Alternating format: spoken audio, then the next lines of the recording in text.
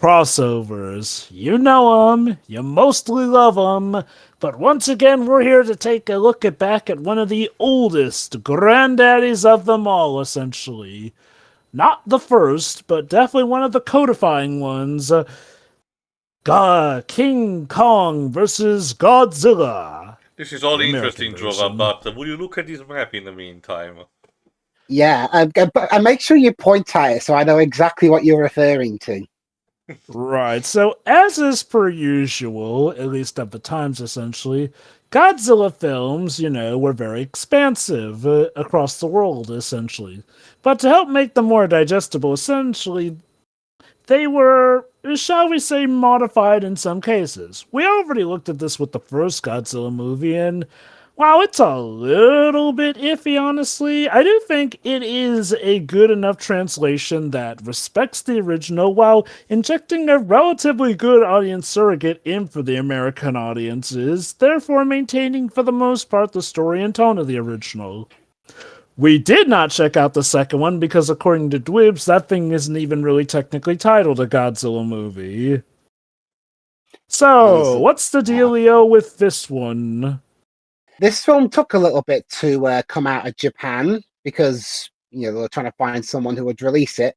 In this case, it was Universal who released it in, I believe, 1963. Yes, June 26th to be exact, around just under a year after the original version of the movie released. And remember, did Universal own the rights to King Kong by this point? Yes. I'm possibly. I don't know too much about the ins and outs on that one. Now, what the American version of this film does, like the previous movie, it adds in new scenes with American actors, but it doesn't try and interject them into the original scenes this time. Instead, they're scenes on their own, trying to explain some of the goings on in the movie to viewers. How it does that is questionable. I am surprised that they didn't call back, I forgot the name of the actor, for reprising his role as Steve Martin, to be like the collagen to hold these together. I don't know. Maybe he was busy with his TV show. Yeah, had Perry Mason started already by this point? I don't think so. But yeah. Perry Mason was ongoing at this point. All right then. Whether this is good or bad, apparently this was part of the success story of the movie as a whole and whatnot, so let's have a look at either the damage or salvation that occurred with King Kong vs. Godzilla over in the States. Start at the Criterion Collection logo. Yeah, we've got no Raymond Burr, but we've got another guy. We'll see. We'll get there. 3, 2, 1, go. So, is this one similar to the original in that it's preserved as like a special feature on the DVD of a Japanese version? I don't know. I do know that on the one I've got, it's its own the DVD. Original Japanese version is an extra on the Blu-ray, whereas this is the official version on the main discs that it goes with. Interesting. Now, as you can hear, for some reason, even though they didn't do it last time, they almost completely replaced Akira Ufukube's score with a load of stock tracks. It's so weird. Like, was it that costly to license this time around? Well, that's the thing, though. This was released by. Also, they got Ishiro Honda's name wrong. Yeesh.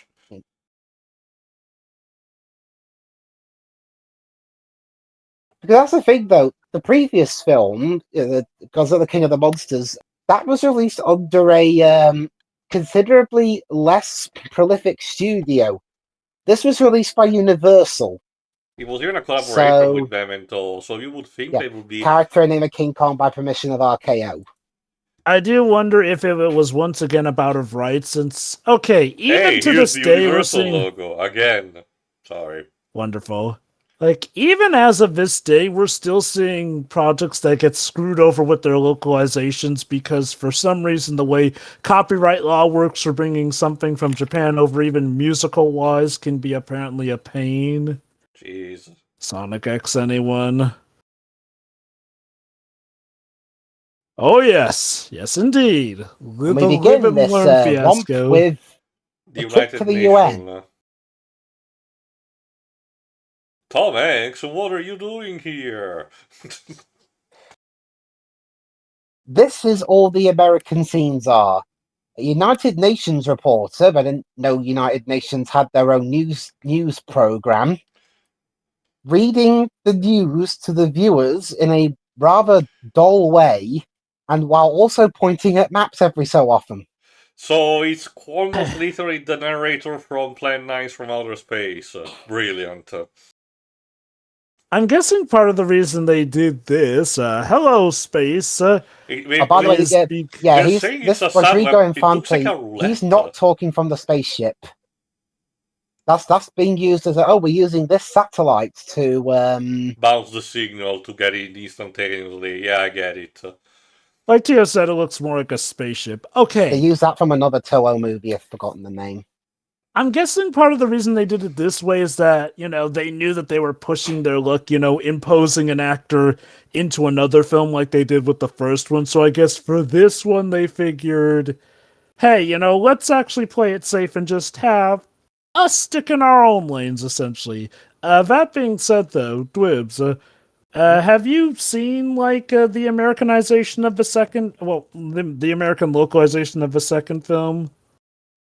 Of what Godzilla raids again? Mm-hmm. Yes. Did that No, I one haven't. also?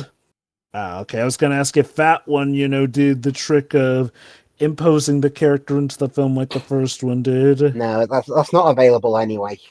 I Right have here. found in the meantime, just for trivia, an explanation of a thing that I mentioned during the Japanese cut of this movie. That movie that I was puzzled by my country's title, Terror Mecha Godzilla, which was named Destroy Kong, the Earth is in Danger. Apparently, the reason it's called like that is because one of the kaijus in that movie, the Titanosaurus, in my country is called the Titan Kong for some reason. So they wanted to cheekily just call it like that to have a Kong in the title to bait people to watch the movie. Very shameless.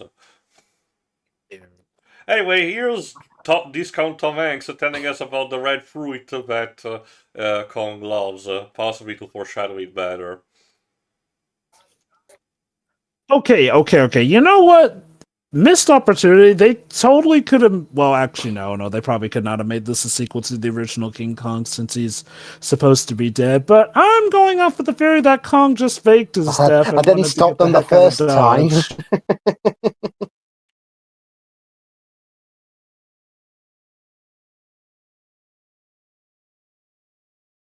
Huh. It's gonna stop him now. Not the second or the third time when you think about it, since, hey, technically the 80s version also had a Wow, sequel. cool transition, I guess. I'm fine with it.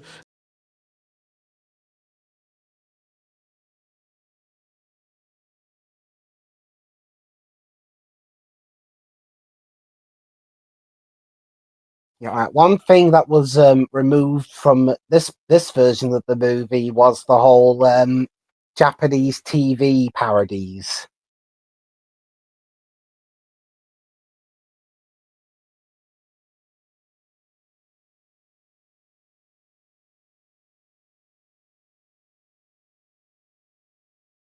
Are all the scenes with Japanese actors from the original version, or did they actually film some scenes with the Japanese All actors for this one? no, they just dubbed these ones over. Huh, weird. I forgot that they had the red berries show up at some point. But yeah, no, I'll be honest. I'm not too iffy on them ditching the whole TV subplot since that one kind of felt superfluous to the whole thing. It was supposedly the But reason they for the people to go on Discount Skull Island. Mm. Why are you so skeptical about a giant monster? Godzilla's invaded twice at this point. And you do know that alternate kaijus exist already, thanks to, Anguirus. Ah, but well, you see, gentlemen, a monster I don't believe in. Godzilla and Angrius, they were creatures of science. Oh, Different so it's beings. arbitrary skepticism. Yes.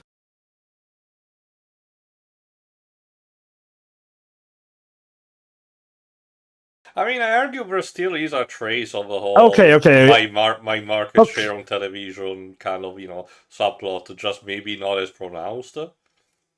Not only that, but to be fair, it's not like he says it can't exist. It's more like he says he wants a genuine monster. So he's skeptical, but he's still giving them a chance to prove it. And yeah, I agree with you. It seems like there still is the hint of it. It's just that they don't dedicate as much time to it, which, again, I'll be honest, I'm kind of okay with. While sure, we got a little funny hijinks out of it, it did feel like it was there more to pad out time than anything. I thought it was pronounced. Okay, another weird thing this movie has, it has a some characters pronounce Hokkaido as Hokkaido. There's no consistency. Yeah, this dub is particularly not good, as probably most we expected at the time. This was the Yeah, time where the legendary trope of Hong Kong dub was in full force. which is odd because this dub wasn't done in Hong Kong, I believe. To be fair, as explored, different times in the past, compared to European countries and other foreign ones that normally are more accustomed to do this, English-speaking countries are not super experienced in dubbing over live-action footage. When it comes to animation, there is different ways to trick your way to to work it better or for worse, so depending on how the work is translated. But with live action, you have need more precise metric to match the lip sync and convey the tone that the actor is doing. Otherwise, you get a bad ADR result, like in this case. Okay, guys, I don't think you needed to include the still of the submarine from the original cut, since in that version that was them zooming in on a photo frame. You could have just cut to the sub moving through water. They literally had the easiest job and they decided to fuck it up. It's kind of like And they done it They did it twice. again. Why? it's kind of like when some particular, not remasters, but old re-release of some games, mostly cheap ones, for example, Soviet era games with sprites, tend to recycle sprites from other games, but instead of just importing them, they literally take a screenshot of the sprite and then painstakingly, remove around it to transform it into a PNG. All right, okay, Oh, I get lovely. dubbing over the English acting in this case because the acting originally was pretty poor. Bad. Yeah.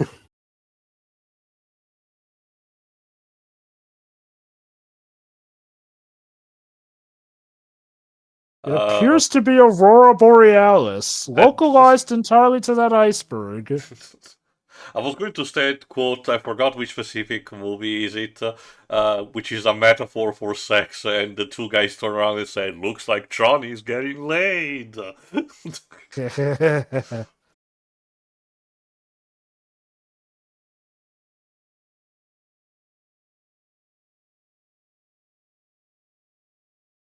Oh,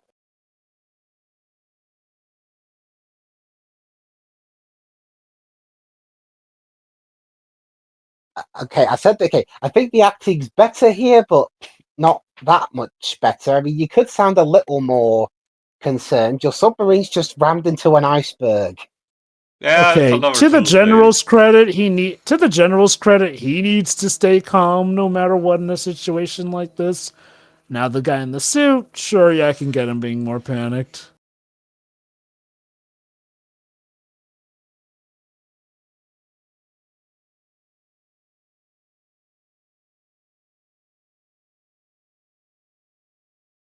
Well, that sucks.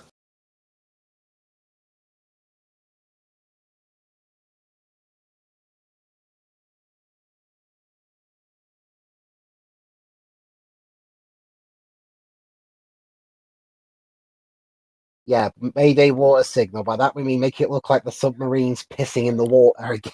Mm-hmm. That's what really woke Godzilla up, the piss. It's like she's so rude.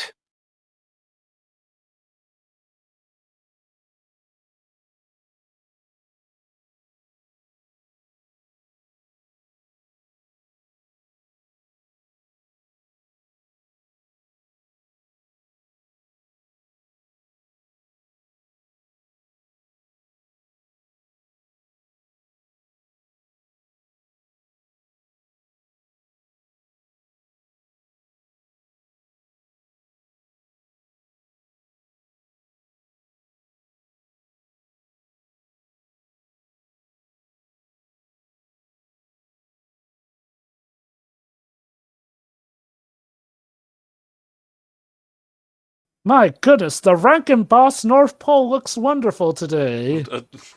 Yeah, take that as your next crossover. Rudolph the Red-Nosed Reindeer versus Godzilla. You know, you joke, but there was a point where Rankin Boss apparently were trying to have their own kind of connected universe. Yeah, I know And it about that. culminated with a apparently, crossover with Frosty the Snowman. apparently, one reason given why they changed almost the entire soundtrack, it's apparently because it sounded too Japanese. Yes, because Wow. orchestra it sounds Japanese inherently, apparently. Okay, was that actually their wording? Apparently, yeah.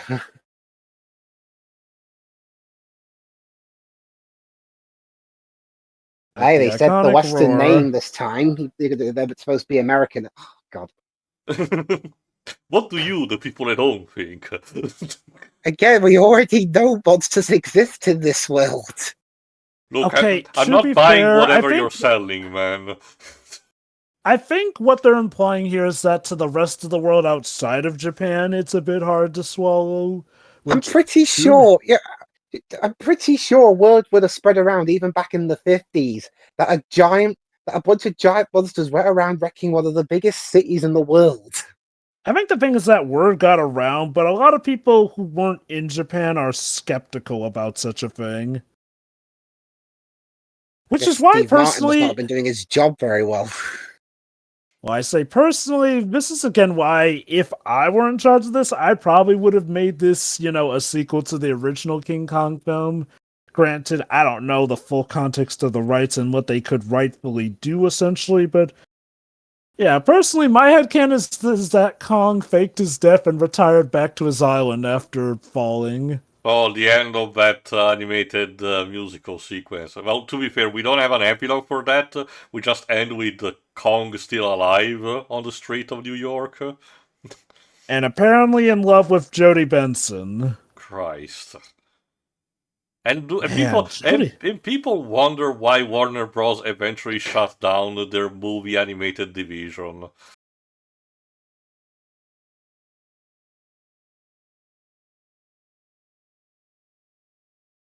I do think there was potential, yes, for a King Kong musical of all things. I mean, they got flipping Jodie Benson. Although this was Jodie Benson before Little Mermaid, if I recall correctly. But still, Jodie Benson is usually a sign that you're on something of a right track. I say, while also remembering she was in Thumbelina, which should have been way more better than it actually was.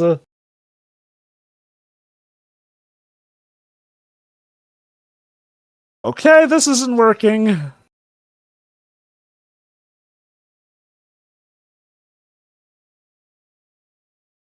It's weird that there's no music in this one. I'm pretty sure there was music going on in the background in the original. Yeah.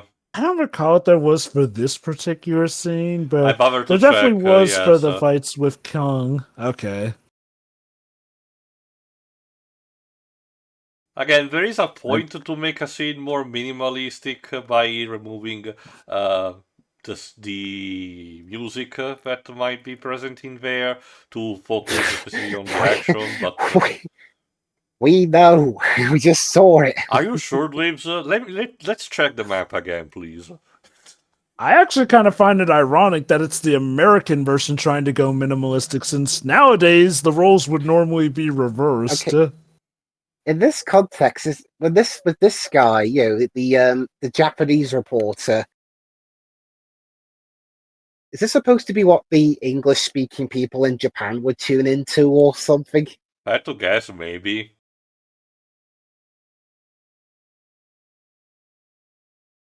Because I know that when, for example, when there's an earthquake going on, they have. Oh no, I do like this bit.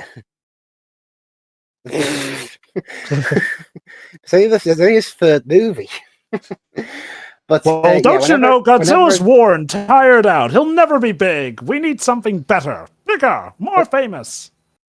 But yeah, whenever an earthquake happens in Japan, they do have messages said in different languages. Well, when it gets to a really serious point. And they do have like alternate language channels, like they do in the States. I love how they trimmed out a lot of the scenes of the two pharmaceutical guys preparing, or discussing before going to the natives' island. Like, I'll give him credit. We're actually getting to Kong's Island much quicker than we did in the Yeah, original. the pacing is actually quicker despite the other stuff.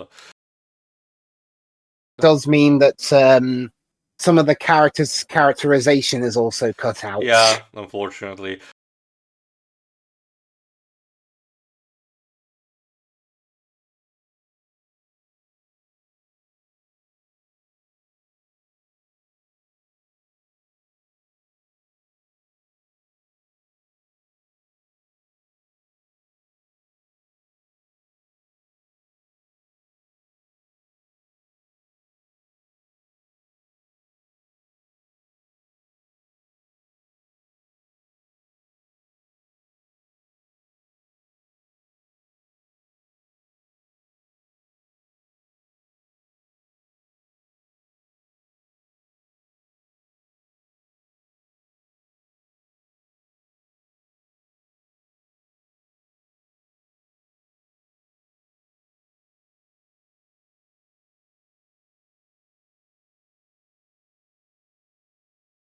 It's okay. It's okay. Don't be scared. Sakurai's with you. He's gonna make one of the greatest Smash games ever later.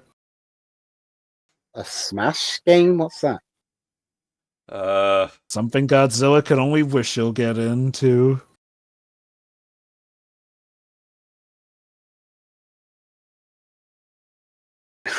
Here's hoping Sakurai does not get revealed to have made racist comments in the future, otherwise this will be very awkward. Look, I'll just say this. He'll probably say Godzilla's too big for Smash. Only to later add him in Smash 12. I mean, we already have Giga Bowser anyway as only the final Smash of the character, so Fair point. He reminded me of that. redundant.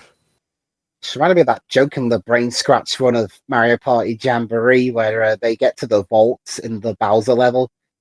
And Johnny makes a joke about the Disney vault, and then Disney is actually Bowser's vault, and then Ted says, "Oh no, Bowser has racist cartoons in his vault." It's funny considering it's Warner Bros. Who tends to have more of a bad baggage. Now, don't worry, there are plenty of silly symphonies that are still unfortunate under that, but they generally have a better track record than the Merry Melodies.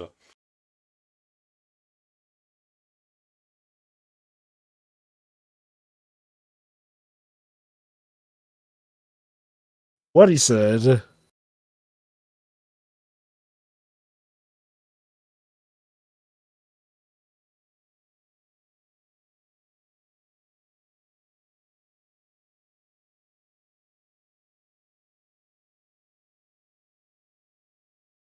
Okay, that line read was pretty funny.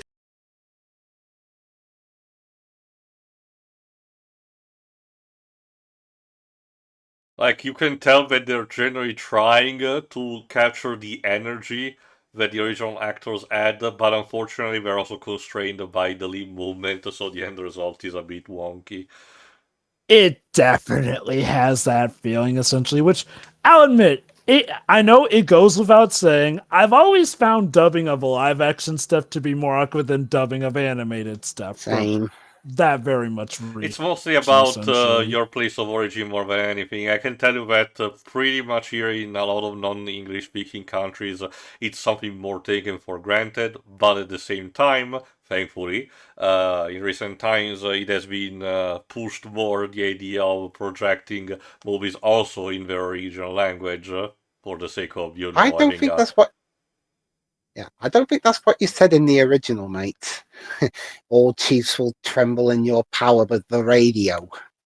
I'm guessing this is their idea to kind of make it seem like they're not playing him as much as Sap as in the original, since in the original it implied that they were just dumb enough to believe it's magic, where here, I guess they're saying, hey, you can use technology to pretty much make everyone else know you're superior.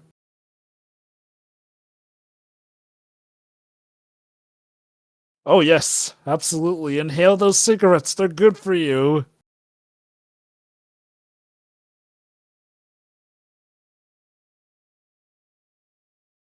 As a reminder, around this time, the Flintstones were actually having the tie-in commercials to the Winston cigarette brand. So it was far more common when you think even what would be perceived as kids' entertainment. Then again, the Flintstones this started not necessarily aimed at kids, not an adult show, but late teen adult. Let's say that. Also, I love how his voice just randomly goes up in pitch whenever he switches from Japanese to English.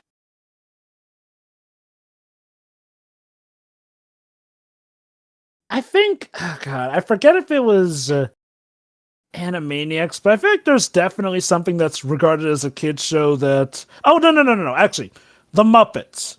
So, Henson definitely did not intend for The Muppets to be seen as a kid's show, essentially. The Muppets were first and foremost meant for adults, but as you know, that is not how history remembers them as, essentially.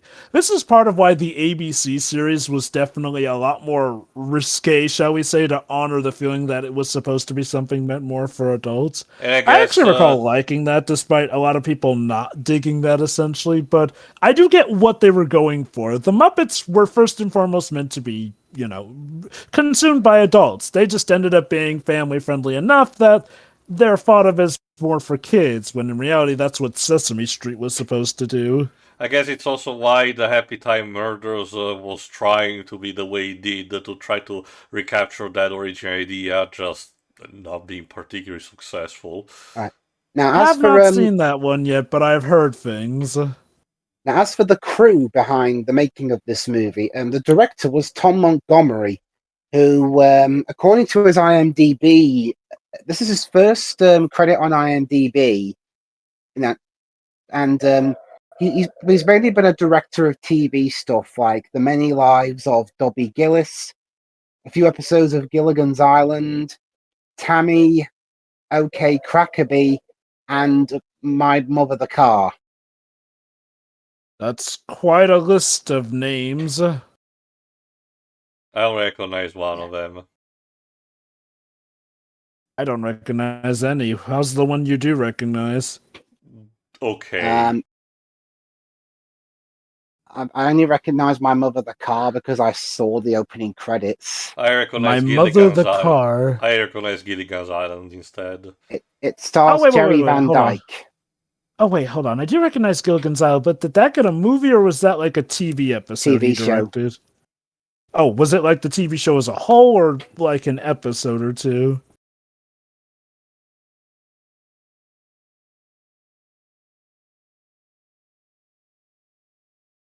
I'm not sure. Okay. But yeah, you're a bit late saying don't go to Hokkaido. Oh god, more American scenes just yammering.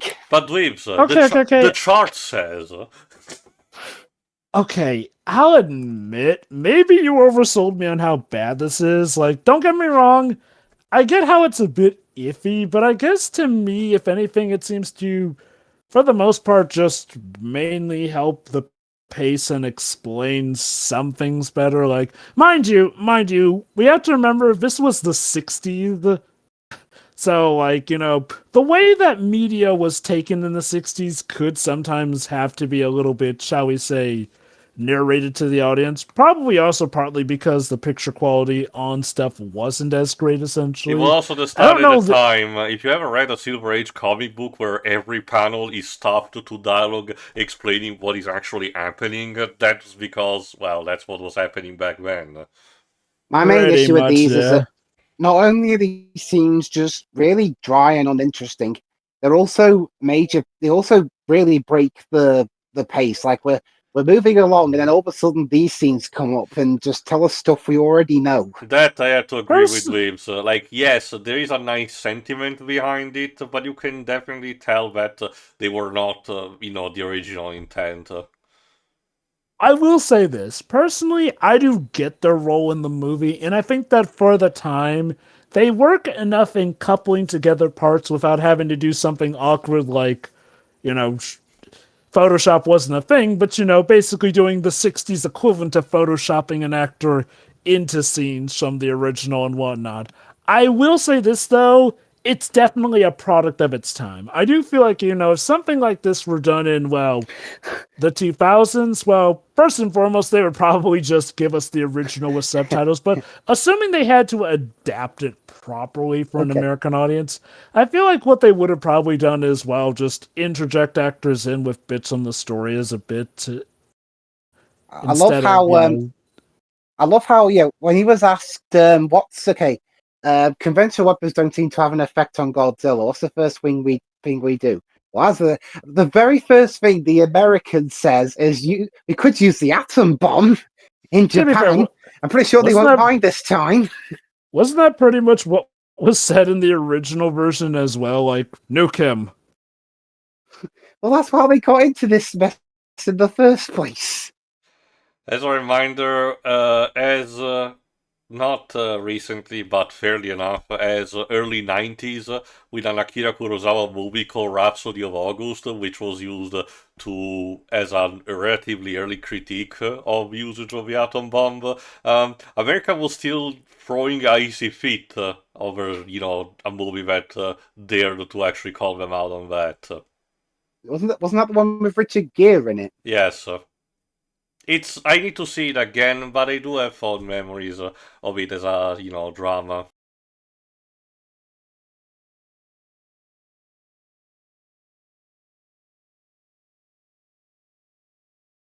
Gentlemen, behold, corn. What are corns in this context? A vegetable? Like, What is vegetables hurt? I cannot make a Ligma joke. I cannot think of a good Ligma joke with that.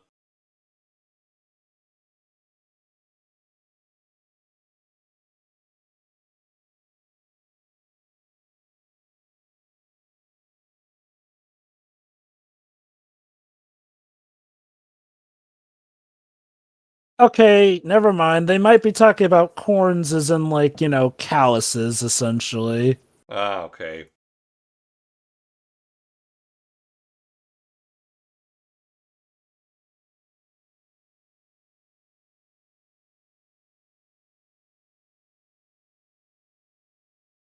Okay, in regards to the pacing, I do like how we seem to at least get to the meat of things quicker in this version.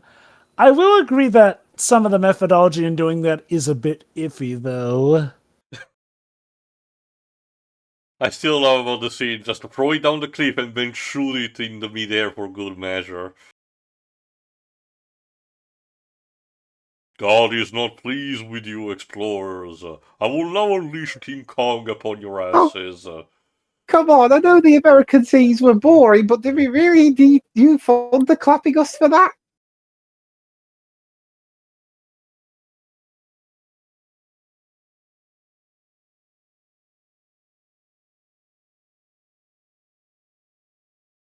And now we immediately jump to the night scene where the guy is actually relatively sick and the octopus is about to attack.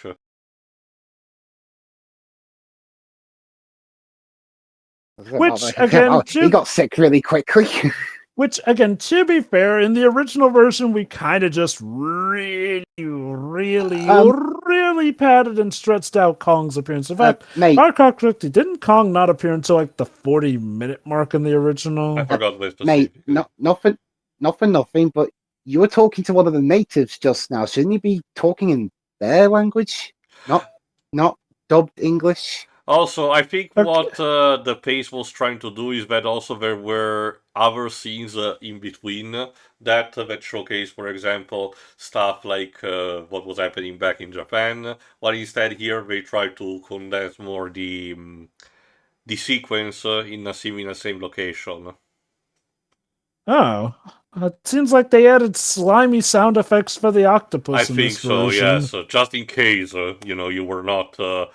Just in case you didn't know, octopuses were slimy. Yeah. Octopi. Okay, to be fair, it was kind of a bit weird how the octopus was just completely silent in the original without making a sound. Well, you will be surprised, Drova, that on land octopi tend to not be particularly loud. Similar Oh, that to doesn't surprise it's me. Like, you it's know, I similar mean, to that bats doesn't. in fiction. Yeah, it hadn't imposed the whole screeching thing Hmm. for intimidation purposes, when in reality they almost are completely silent.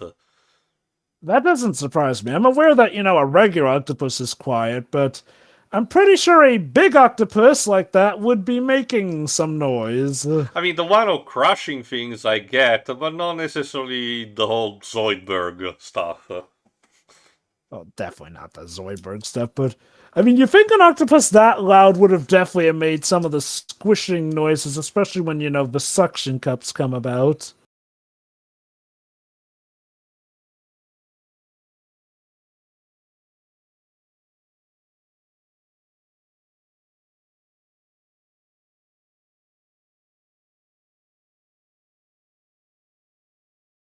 I love it they reuse the same shot of Benetis throwing the spears. That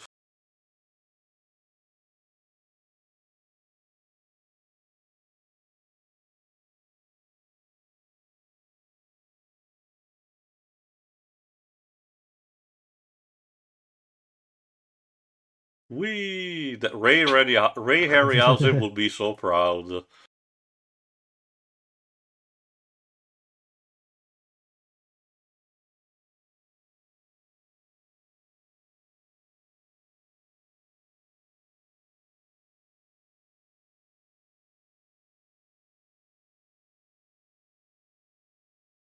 Mmm, those bullets taste pretty good. Like, if anything, even if it's giant, an octopus should be weaker to bullets because it's a mollusk. It's an invertebrate. The exterior, skin that it has, it's not particularly resistant to something. Yes, I can't believe it would be fireproof because of the whole coating thing, but bulletproof. I'll have to think about it. Hey, don't you understand? It's a super octopus. No. You Okay, have to work like the Asylum Joe, a mega octopus. in case you're wondering, no, I don't know what movies they got these recycled tracks from. We're certain that these are all recycled and none of this was just something that the American studio made in-house. No, it was all recycled tracks. Also, my mistake, the Asylum did add already a big creature like that. It's called Giant Octopus because there's the infamous movie Mega Shark versus Giant Octopus. And there he is, the Then man there was himself. Sharktopus. All right, I'm here to get my paycheck.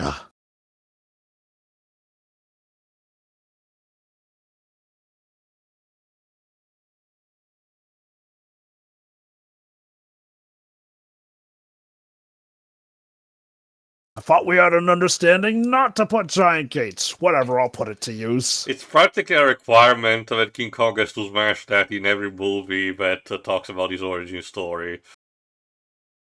It's like you'd think by now the Islanders know, hey, you know our dude Kong kind of needs to make his way through, essentially. They work with limited resources, and to be fair, you can make the argument that it's also to keep away also the other giant animals from, in this case, not Skull Island.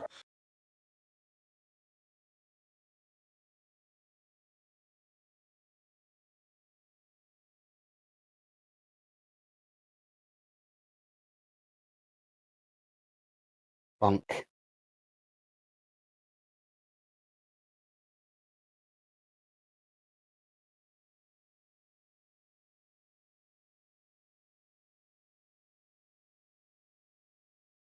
Now go, Yeah, you so better one of the run. filmmakers can eat you. I mean, it's still better than what happened to the squid in the 2003 version of Oldboy. Literally got eaten alive on set. What about the horse in Goodness Never Say gracious. Never Again? I forgot about what happens to it. Animal cruelty. Yay. Don't tell me they ate that too. We'll get there. Kong is victorious, so he's going to get sloshed. Why not? In this version, it was apparently foreshadowed at the start this About the time. berries, Which, having this potent effect. which makes me wonder if they had tried feeding these to Godzilla, would that have potentially put him to sleep too? I do wonder, well, maybe they're trying to have the logic of, because Kong is a mammalian, a warm-blood mammalian, while Godzilla is a cold-blooded reptile, maybe they will have a different effect or not work at all.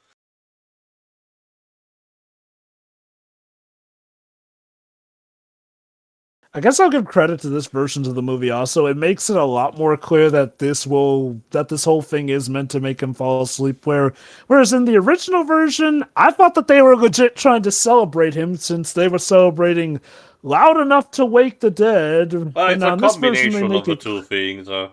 They are still, as also said in the intro in this version, the natives are still worshipping Kong as a god, but they're both, reverent and afraid of him. Although interestingly enough, in this version, they're a-okay with him being carted off. Like, as far as we know, they don't try to attack or fight the guys who take him eventually, Mm. unlike in the 2005 version. Again, it has always been a weird thing that I mentioned also in the previous version of this movie. The fact that again, every time the story is told, the people who reach Skull Island do manage to find a way to actually transport this massive, monstrosity back to America, with the dinky boat that they used to actually get there. Okay, now if I recall correctly, I think this copy is around the same runtime as the original. I I think think it so. might Let be a me bit check. shorter though. I can tell, yeah, the pace is technically going a bit better because we're almost halfway through, actually. Whereas in the original, yeah, it was well over the halfway mark where we were even getting Kong to Japan. Okay, the original Japanese version is an hour and 37 minutes, so roughly 6 minutes more than this. Okay, well, whatever they do, it does seem relatively effective, at least in the pacing.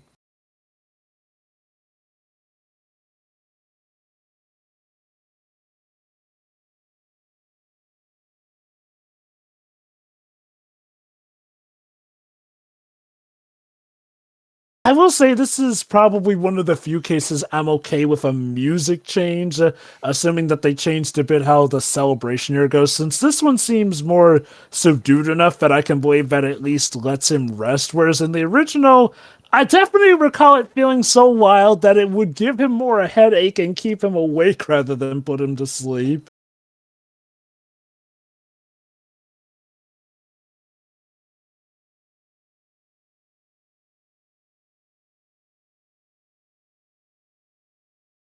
Hello.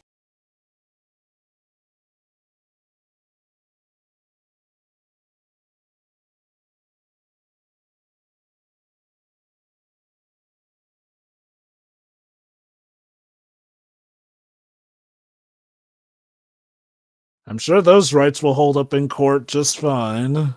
Hello again.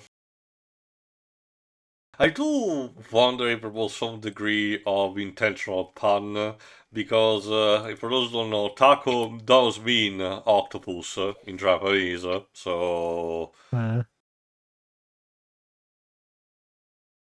that's a marble. Don't insult Godzilla with his pea-sized brains. okay, to be fair, Point at Godzilla and laugh, he's stupid. To be fair, even Japan was basically going, Godzilla's just a meanie nerd. He's yesterday's news. Now, Kong's the guy we're really rooting for. Again, just want to remind you that even though the movie kind of leaves it on an ambiguous note, basically everything outside the movie made it clear, nope, King Kong absolutely whooped Godzilla's ass. King Kong is the Chad, and Godzilla is the virgin. wimp. Also, The Dweebs, virgin look at wimp. that, Dweebs. We had transitioned from maps to a globe. We're progressing things. Yeah, we're in 3D now.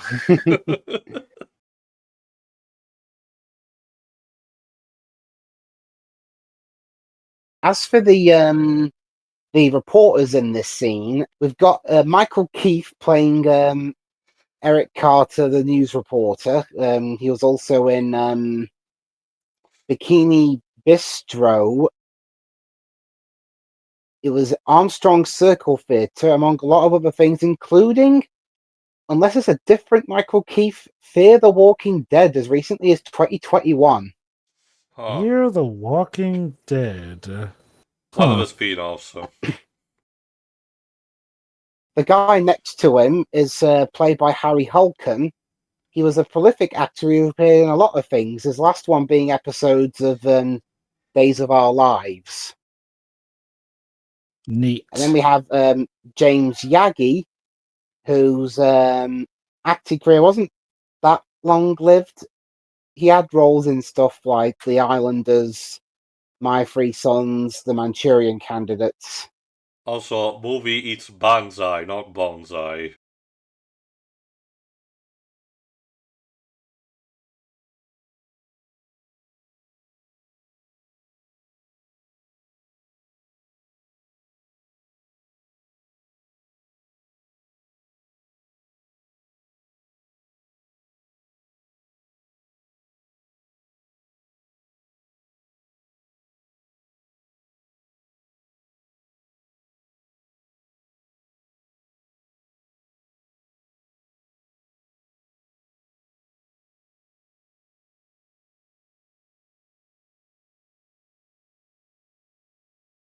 Stop.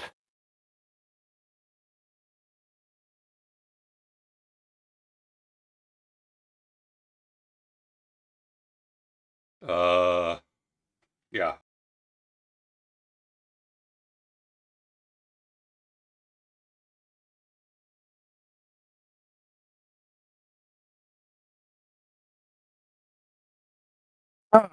This might be one of the few times Kong actually agrees with the government. My market share. That said, why is Kong considered a menace? He hasn't even done anything to you guys. Because he's a big giant monster, and Godzilla's also a big giant monster. Truly, That's this racist. is a social commentary of some kind. It's social commentary on Japanese isolationist tendencies and them not accepting somebody who looks different from them. And by God help them if they call King Kong the monkey slur. No. If it was a case of Kong instead having to emigrate in America, they would have to change his name to sound more English. Let's see what they can do. That's the thing. King Kong is Yeah, technically his English Kyle American Kong. There you name. go. Kyle Kong.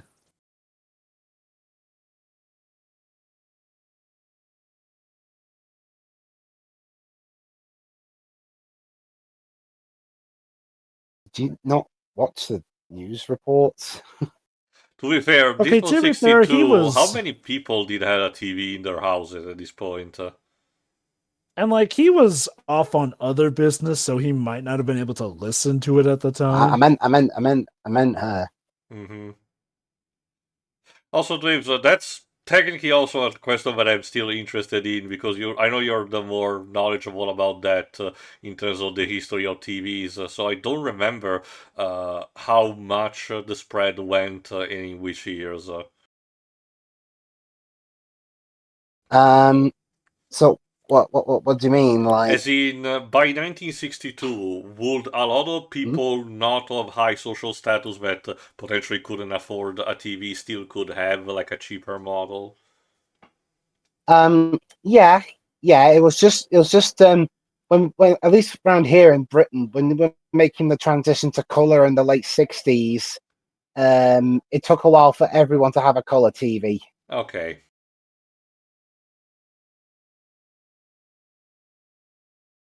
Yes, thank you, mate. We already know.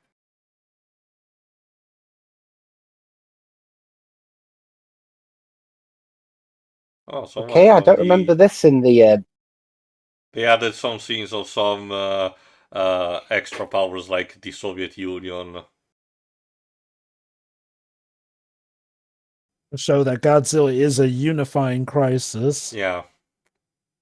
That is consistent with some of the reboots. Again, Shin Godzilla does bother to mention the fact that other nations are, there to help, but there's still a bit of tension in the air. Hey, you can't go pointing at maps. That's the Americans' job. Don't you see, Dweebs? They're using a stick. They're doing it with class. Yeah, okay, I'll admit I ripped that joke off Brandon Tenold as well, but it fits.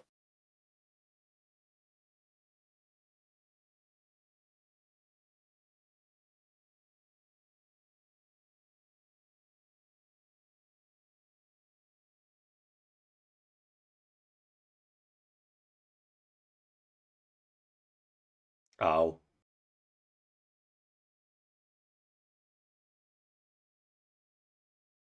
Godzilla is approaching the train. The train is losing power. Yeah, where's that level in the game? Well, it sounds like a game I'm missing out on. Escape the train before the giant monster shows up. I'm curious, Dibs, have you played that Godzilla game? Which one? The quote-unquote more recent one, which was called Godzilla, that was available in the West for just the PS4. No, I haven't, and judging by how expensive it is now, I probably won't. Don't worry, you're not really losing anything. Don't you love it when something that's crap is made expensive because it's now so rare and basically lost media? Again, I still need to Yeah, check. I do. I do miss the Godzilla theme. I really need to check instead that game that is apparently a tie-in to the Monsterverse that I talked about, which is from the perspective of a human, and talks about, I think, Kong, the Monsterverse Kong, having to fight a kaiju in the background and play a human having to survive the situation.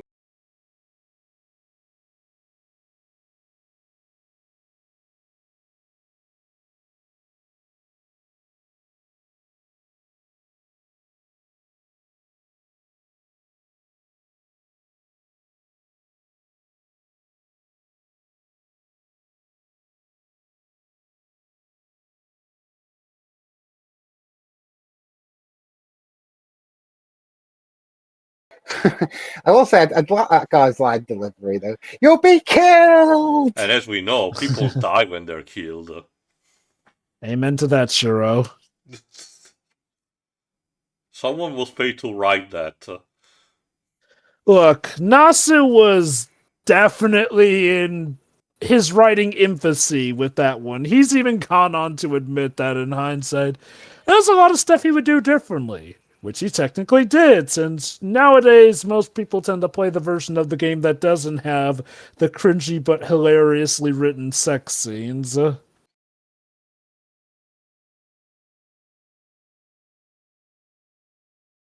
I love these line reads. You'll be killed! Come back, you fool!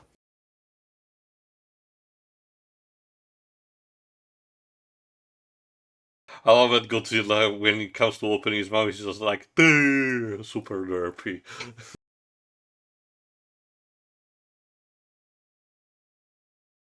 Ma'am, I seem to notice that you're stuck in the river there. Maybe I can help you. Clearly, with those tiny hands.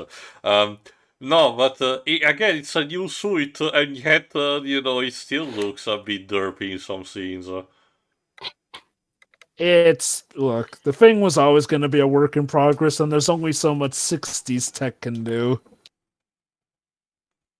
Wait till you see when the money was starting to run out in the late 60s, Jover. Mm-hmm. Wait. So you mean to tell me Godzilla was getting his comeback, but then had another downfall because of budget issues? Up and down and all around. Yes.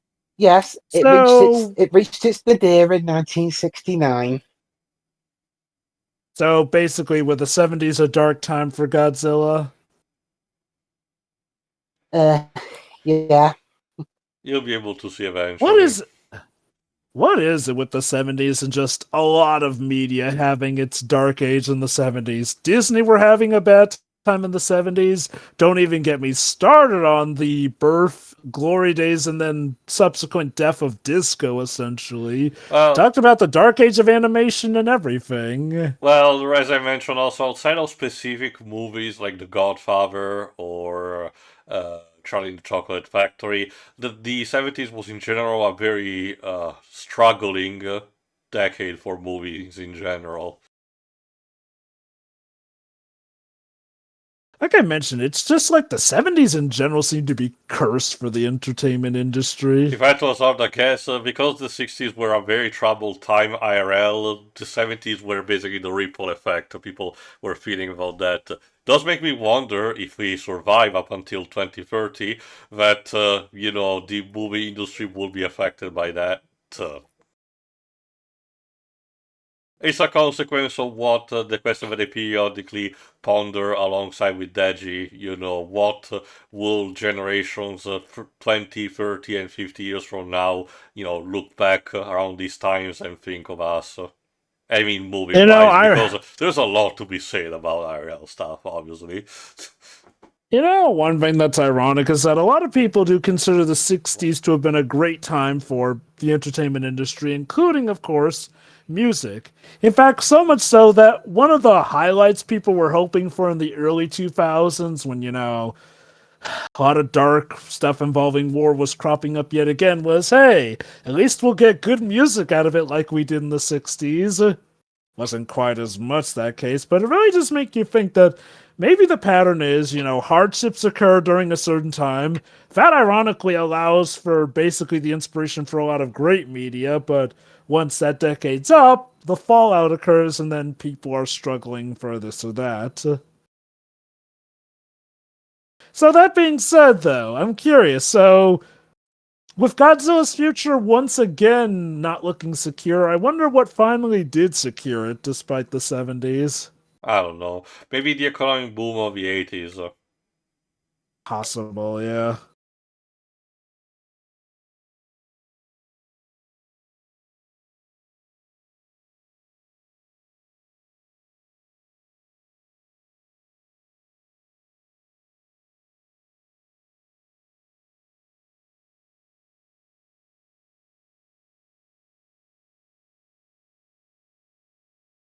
Wait, I thought that report was on TV. How are you listening to it on the radio? It's Radio and TV tend to go hand in hand.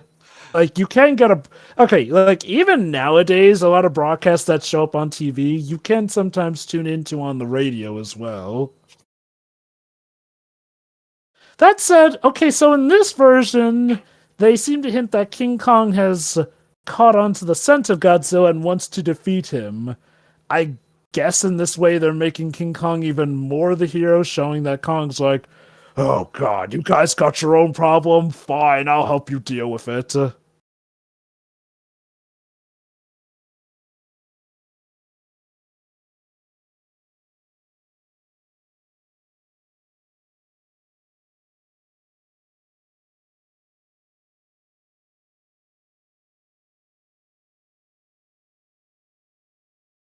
Meet pictures of Godzilla!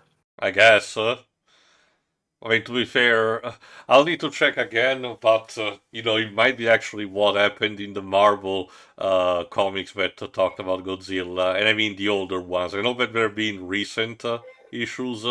Surprisingly enough, Marvel has decided to finally wake up and say, "Hey, maybe we should try to do some out of nowhere crossovers that people might have forgot."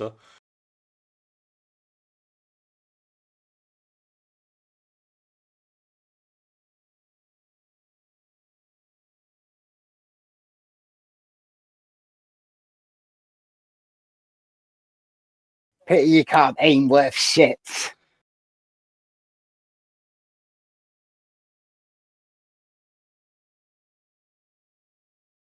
Ah, so that's what that scene was supposed to mean in the original. I guess.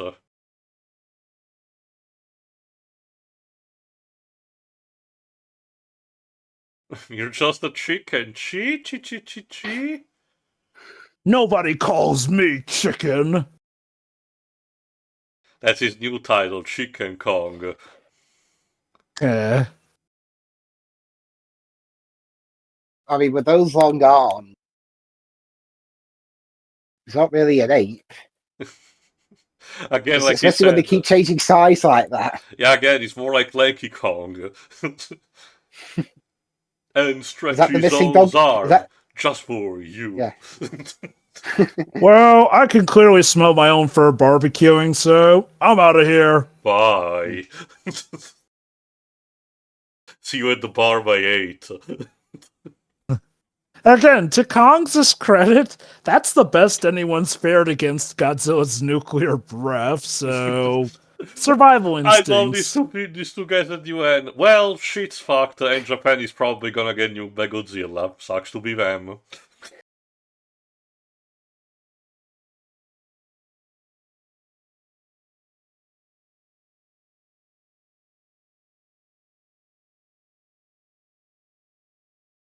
Also, don't worry, they've established that the villages have all been evacuated. Clearly.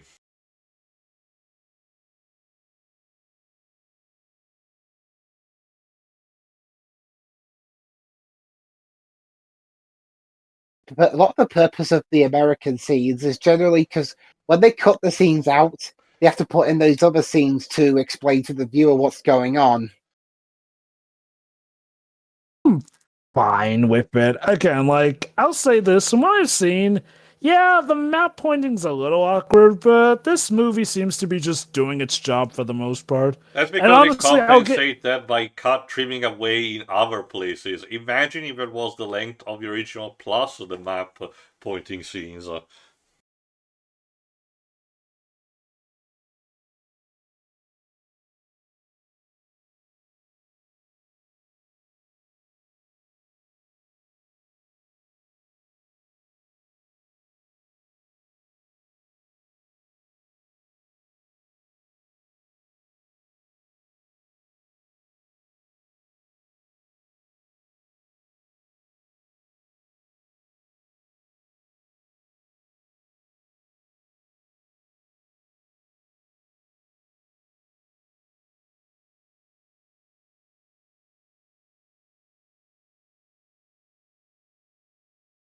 Ah, good old brand Caltex.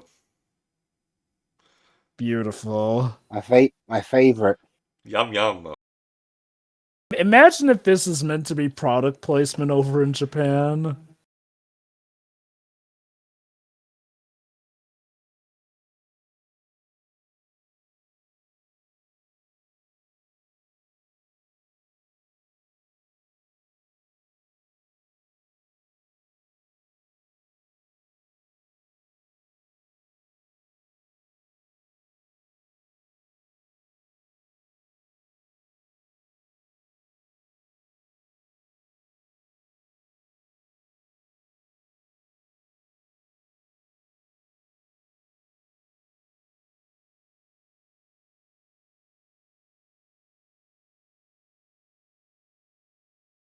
You really think fire can stop me? It's more about luring. Remember, as I mentioned, they create a ring kind of like thing that channels Godzilla into a choke point, which leads him into the trap. It is fairly consistent. And like I said, in Godzilla Raids again, the military was shown to be competent enough. So, yes, we know that this trap particularly does not work, but there is good thinking.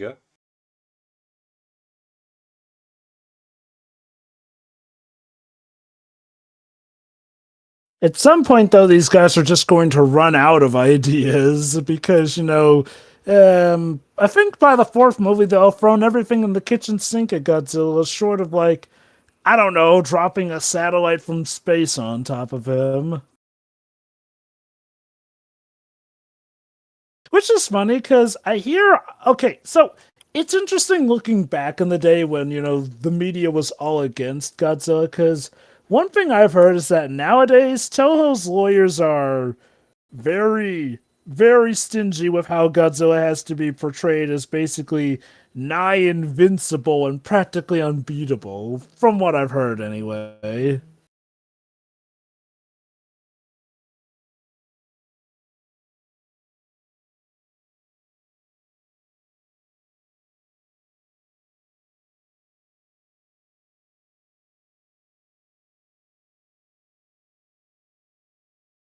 Also, we know we've seen that bit already. I'm more We could bothered have by how blurry the scene is. Like, the focus of the Could- camera, Christ.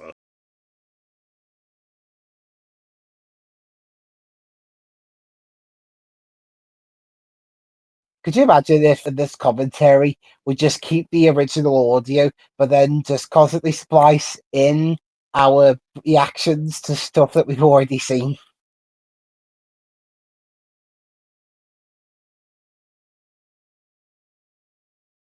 Well, I don't know about that, Dweeb, so let's consult the map to see more details about it. Yeah, well, as you can see here, we triangulate to get our commentary together. We took our audios from 3 separate sources: New York, some random place in Italy, and the middle of England. I take that. I don't believe you didn't mean that, but there will be people who will take a lot of offense to that, Dweeb. I forgot what part specifically you're from. Don't worry, Dweeb. Milan. It's not important.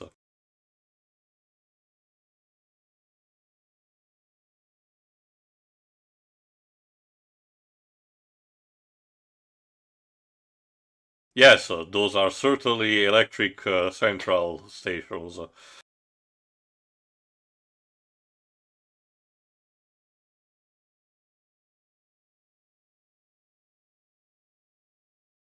I guess you can also make an argument in hindsight that this is actually good foreshadowing, even in the original movie, about, a way to defeat Godzilla, because remember, Kong receives extra superpowers by the bolt-on lightning, giving him electric powers, which is a thing that Godzilla is repulsed by in this movie.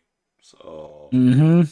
Hey, I guess it's a way to show how opposites attract in that regard. I like it. He's like, screw this, I have to walk around. Shame he can't go under. He could, but Godzilla likes to bulldoze. It's about the pride, okay? He'd feel humiliated if he had to limbo underneath it. That and the poor guy in that suit having to crouch down.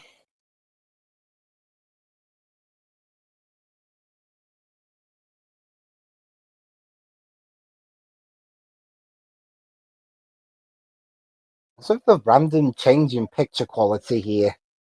Yeah, this is weird. I don't recall this change in picture quality in the original. Maybe it And was again, there again. that was the version where they had to patch the movie together. If they were working on things side by side, maybe this is the result of that.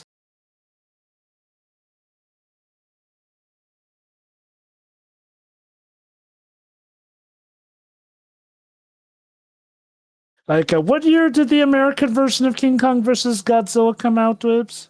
663.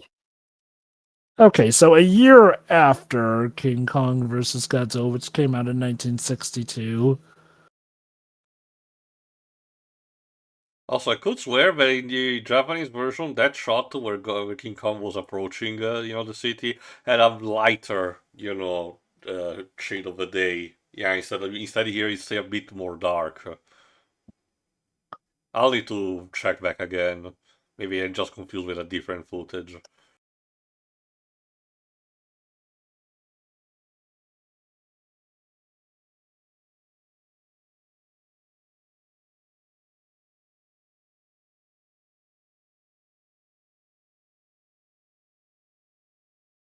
Tonight, I think you might want to get a move on a lot faster than tonight.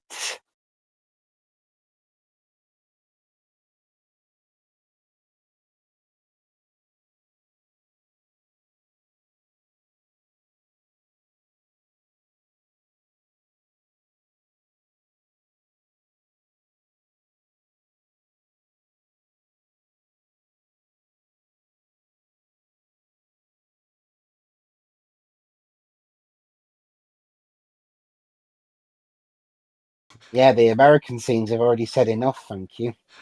It's like that scene from Evangelion A Bridge. Nuke the fucker!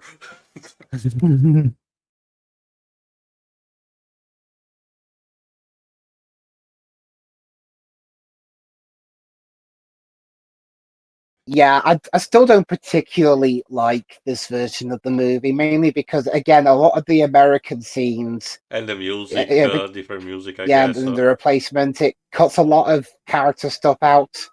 I mean, yeah, the characters weren't all that great in the original, but they're even drier here.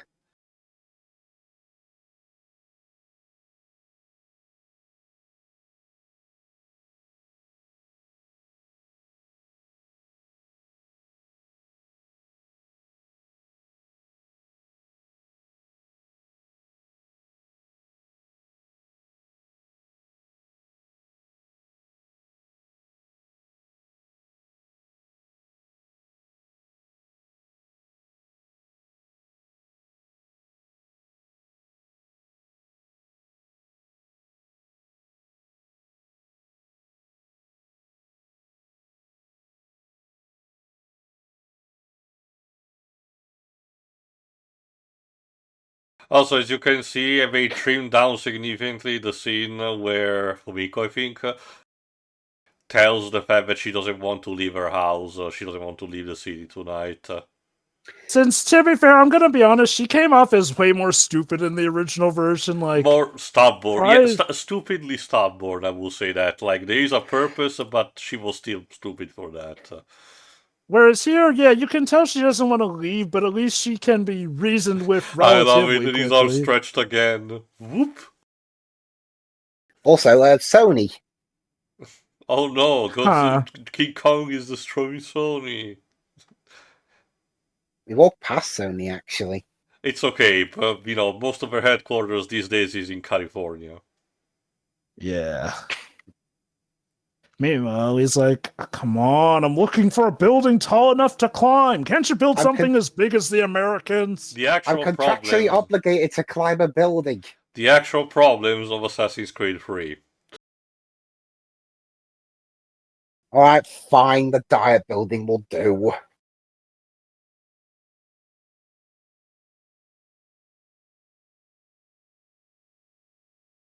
Ugh, stop. Don't shine your lights at me, man. I've got a really bad hangover.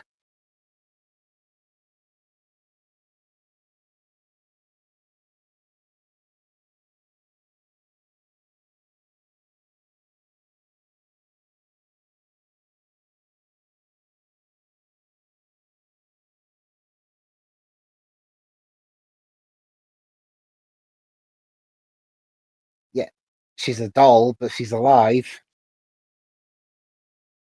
Special effect interpretation lives.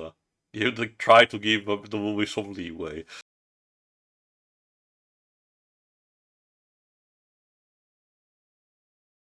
All right, That's got to change this. Just got to change the bulb on the set here. Look, you gotta realize Kong has a special power to turn people he holds into dolls. You ugly monster.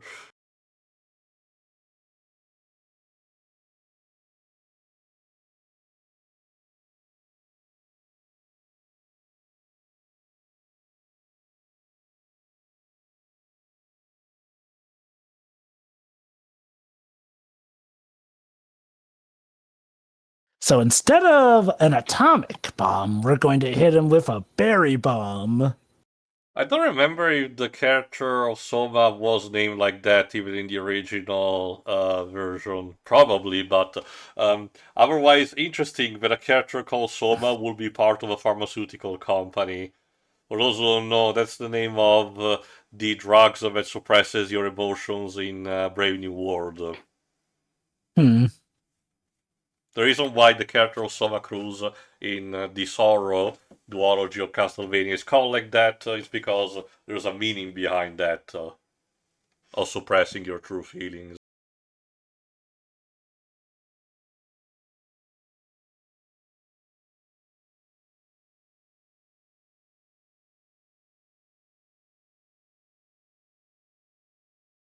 Oh, so he's got the drums, even though they cut the scene out of him playing the drums.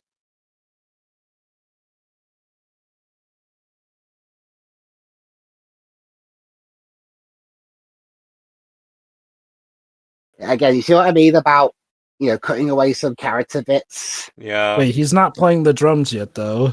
Well, before Obviously, that's what it, this was mentioning before. yeah, in the original cuts, he played the drums during one of the adverts, but they cut that bit out here.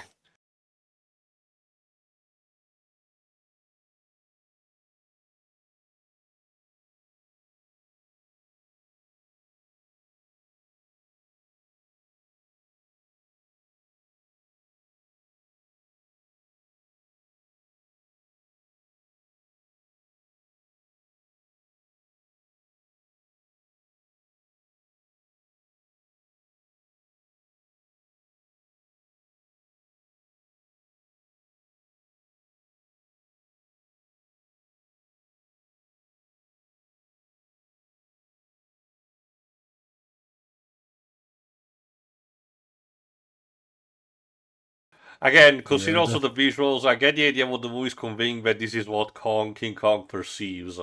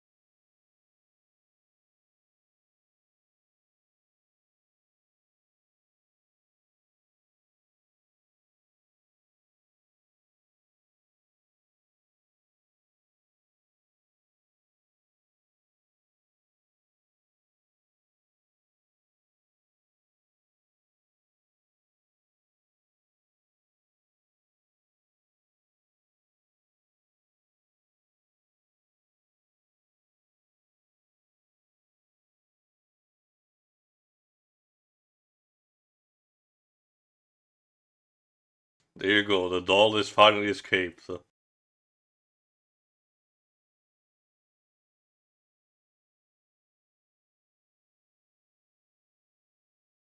and she turned back into a human. Good for her. It's the power of jump cutting.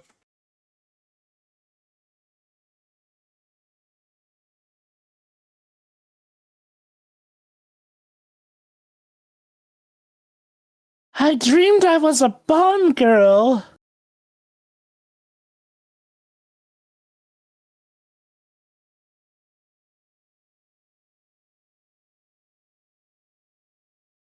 Congratulations, congratulations, congratulations, congratulations, congratulations. Penguin Squawk! noises. Yeah, penguin noises.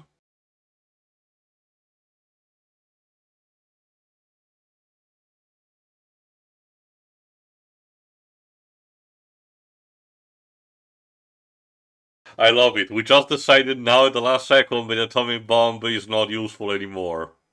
Okay, despite the fact that this guy had been saying in this version of the movie that they were A-okay up until this point.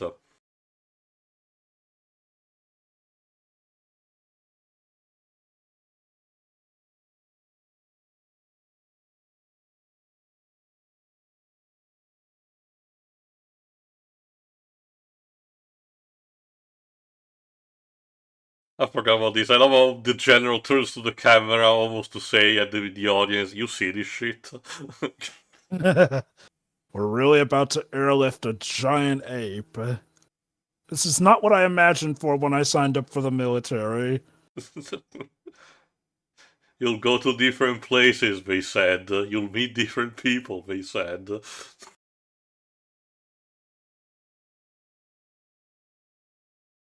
That's usually one of the running gags in the Asterix comics, where the legionaries that have been beaten up, comment about how signing for the military was super great, and that they got reduced to that.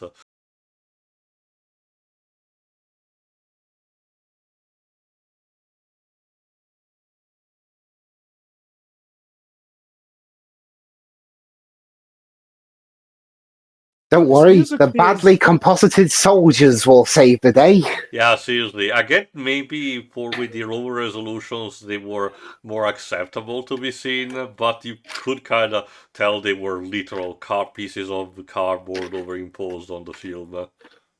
I'll admit, while definitely I do think it's for the best that we get this stuff in higher resolution, part of me does wish that some of this older stuff did give at least an option to see it in its original resolution to maybe get the idea of how some effects were mastered. And I know, and yes, I know it goes without saying that obviously back in the older days, cheaper or, more faker looking effects by today's standards were more convincing them, but I do have to imagine that some of it was the resolution doing a lot of work still. You know, when the old Doctor Who revival CGI effects before they transitioned to HD? Mm-hmm.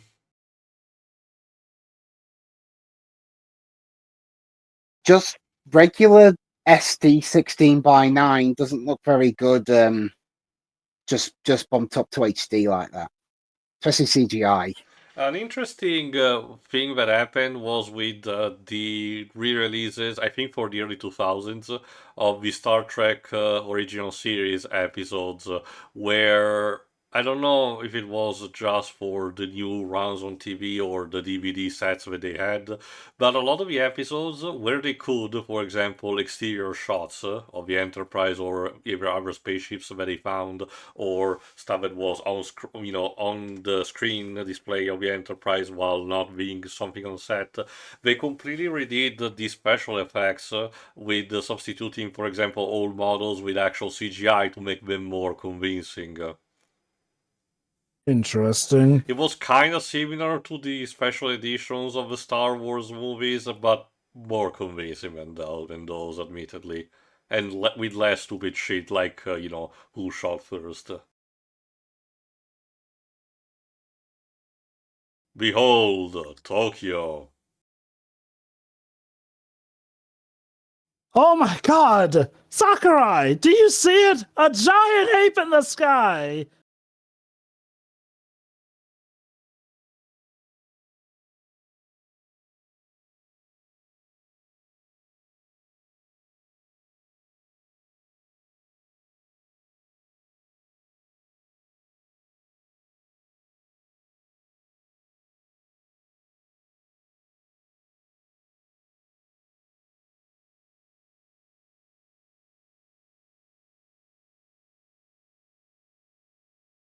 I could swear that in that wide shot of Mount Fuji, not this one, the one we got before, the one in the original movie was a bit more defined, which is weird because in that movie it was like the opposite problem. A lot of the shots were in lower quality instead.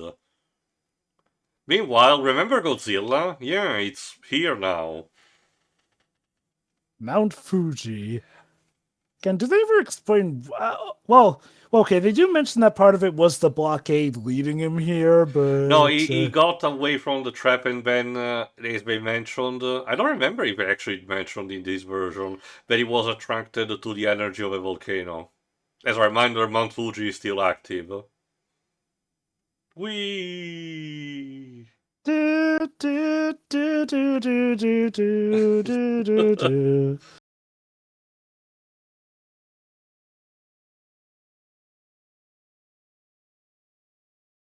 That hurt my ass. Oh, poor you. How about I give your ass a little kicky to make it better? No, I'd rather not. I'd rather just look down from you up here. I Because still I'm the love. real king of the mountain. I still love that they bother to have the extra close-up shot to say, "No, don't worry, the Torii gate is fine." You know, Kong, looking at you from down here, I still don't see your dick. Why would you want Or your to? dong, I should say. Well, that's just because your eyes are too squinty. Lips, this is a versus movie. You don't have to ship this character as enemies to lovers, please. That's what Nah, 2024 is for the Godzilla X Kong movie. yeah. I was gonna say, and don't blame me. Blame Legendary.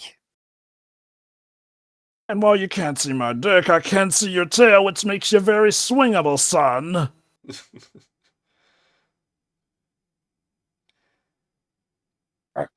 Oh, come on. How can I not outmuscle a monkey? That's because you're all bulk, but No, I'm the one with muscle. no, this is not the Amazing Bulk, thank God. Now, to be fair, there's also the fact that you can make the argument that Godzilla is more accustomed in the water, so, on ground he would naturally be a bit more clumsy, while it's the opposite for Ah, Kong. my tail's not much of a disadvantage now, is it? It's one of the Well Why plot are you points then, checking your that fingernails? it's one of the plot points that is used in Godzilla versus Kong, where Godzilla actually attacks the convoy that is transporting Kong, mid-ocean, and it presents a problem where Kong almost drowns, and they had to use a very desperate maneuver to sway away the monster. hmm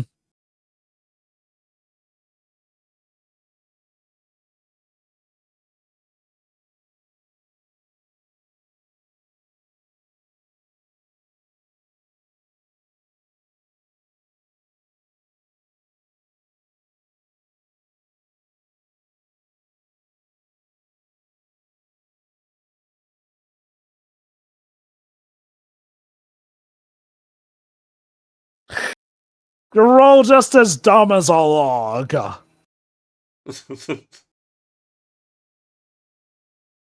I love it. For that shot, they had one of the arms elongated while the other was not.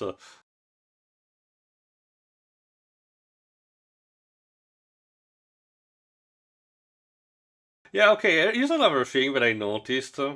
While not that much, admittedly, because of the pace differences, this version of the movie is actually less comedic when you get down to it. Yeah, it definitely seems like they're focused more on the seriousness of Godzilla and Not King just Kong's that, they fights. also by virtue of cutting away a couple of the scenes that are more comedic, even if they're padding, and adding the scenes of the two guys at the United Nations explaining stuff, by that virtue alone, this makes this version technically more serious, even though, as you can see, the comedy for stuff like the actual fight is there. In a way, it does help the movie feel more focused. Again, at the expense of some things. Like I said, it really does feel like a pick your poison bout here. I do feel like also they edited some of the fights as well to make them more fluid in a sense. I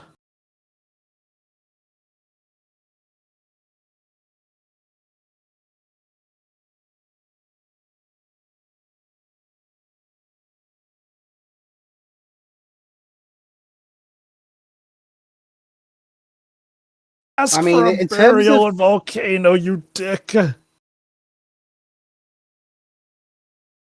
changing the tone of a movie, it's not as bad as from what I hear. I forgot the name of the film, but there was that film that because of weird copyright issues, for some reason, some version of the movie got awkwardly dubbed into a musical. Okay, Uh, I don't know. I might have heard the phenomena, but I don't know what movies it's associated with. yeah, I can't think of any movie that's been dubbed into a musical that wasn't an Like original musical. there are gag dubs of movies that are not done for the sake of having a laugh, but That was they're another Brandon Tennant review that I watched. I'll when I see the title, I'll just have to look it up. uh Okay, like in the original, this guy just comes to the conclusion that lightning makes Kong more powerful because lightning happened to be striking while he roared on the if island. anything that probably should Jack have the been Giant Killer, I think it is. Yeah. uh if Wait, Jack the anything Giant Killer? if anything that this particular plot point should have been foreshadowed a bit more. But again, I don't know how the two guys at the UN could have been discussing. You see, gorillas get actual superpowers by struck by lightning without Not being Yeah. super yeah, goofy. not the Bryan Singer one, the 1962 version. Okay, okay. Now joke's on you, son. You're in my world now. But there are movies that did get a gag dub, just not necessarily just for funsies, but because they were believed to be the one even the one case where they might have sold the movie, like the Magic Voyage. Like, don't get me wrong, the movie's still shit no matter what you do, but the English dub does not give any favors to it. I've heard some people They say waste the talents to that. As in, again, don't get me wrong, like I said, the movie's still shit no matter what you do. Like, they could have been super accurate anyway, and, it wouldn't have changed much. But as I mentioned for stuff like Digimon the movie, that in itself should not really be an excuse.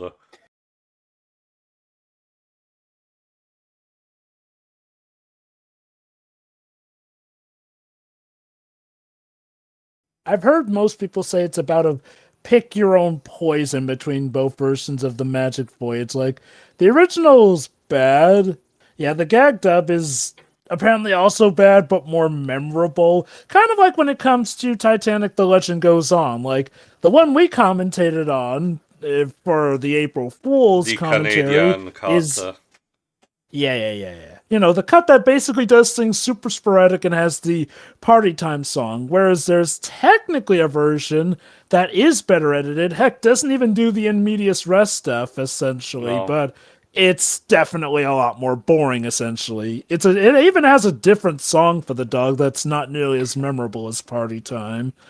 That being said, is there like a proper dub of Magic Voyage as well? I don't think so. I mean, just the original German one. But so again, So, the only thing that I will say that the gag dub does cause a couple of continuity plot holes here and there, but again, that's the least of the problems with that movie. Yeah, recently they have released a more accurate English dub of those Digimon shorts now. So Yeah. I do notice that they cut out the integral dialogue about how it's the spa that they're wrecking.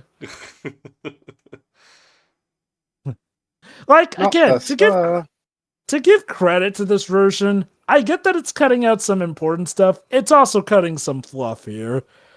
And time for the final plunge.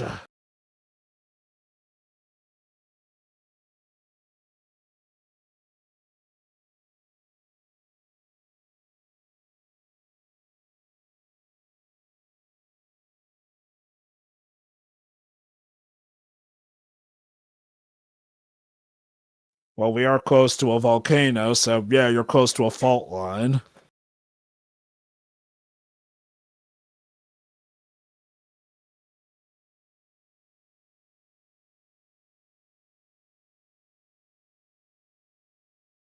Boy, good thing that village was already evacuated.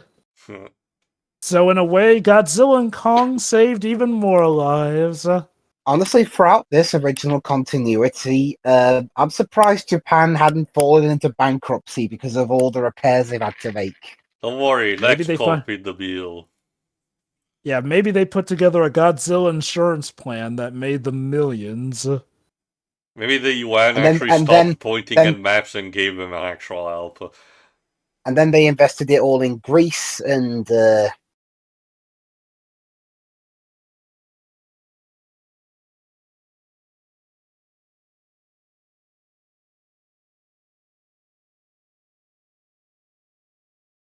mhm. Well, geez, way to thank the guy who saved you. I imagine King Kong's like, you know what? You Japanese are too weird. Like, look, it was bad enough with the Americans. They just shot me off a building. I faked my death and left, but none of you guys tried to make a sideshow out of me.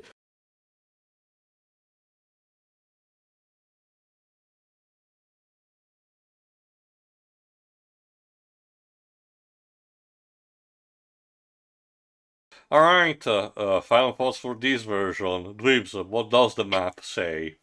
Let me have a quick look at that map. Jesus. That was perfectly good potential toilet paper. Yeah, this version of the movie I don't really think is it. I mean, the battles are still there, but the whole tone just feels really. When you take out a lot of the comedy and what's a more comedic movie, it just feels really dry and not really all that engaging. Those American scenes, well, they're two things. They're pointless because they repeat stuff we already know, and they go on for a while, breaking the pacing of the film every time they show up. And the dubbing in the rest of the scenes wasn't all that great either. I mean, the English acting's better than the ones in the original submarine and helicopter scenes that we saw in the original. But those are the real only major improvements acting wise.